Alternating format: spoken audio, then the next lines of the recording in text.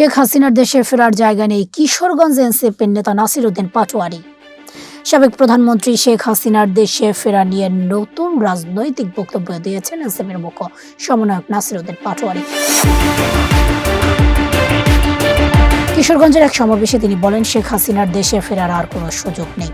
কিশোরগঞ্জের তারাইল উপজেলায় অনুষ্ঠিত দেশ গড়তে জুলাই জাগরণ কর্মসূচির সমাবেশে বক্তব্য দিতে গিয়ে আলোচিত মন্তব্য করেছেন জাতীয় নাগরিক পার্টি বা এনসিপির মুখ্য সমন্বয়ক নাসির উদ্দিন পাটোয়ারি।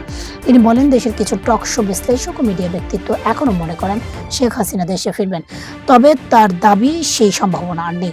নাসির উদ্দিন পাটোয়ারির ভাষ্য অনুযায়ী সাবেক প্রধানমন্ত্রী শেখ হাসিনা বাংলাদেশ ছেড়ে চলে গেছেন এবং তার দেশে ফিরে আসার কোনো রাজনৈতিক বাস্তবতা নেই। সমাবেশে তিনি আরো বলেন, শেখ হাসিনা দেশে ফিরলে জনগণই তার বিরুদ্ধে অবস্থান নেবে। তার এই বক্তব্য রাজনৈতিক অঙ্গনে নতুন আলোচনা সৃষ্টি করেছে। এ সময় সমাবেশে এনসিপির উত্তরাঞ্চলের মুখ্য সমন্বয়ক সার্জিস আলম, যুগ্ম আহ্বায়ক ডক্টর আতিক মুজাহিদ সহ দলটির বিভিন্ন পর্যায়ের নেতারা উপস্থিত ছিলেন।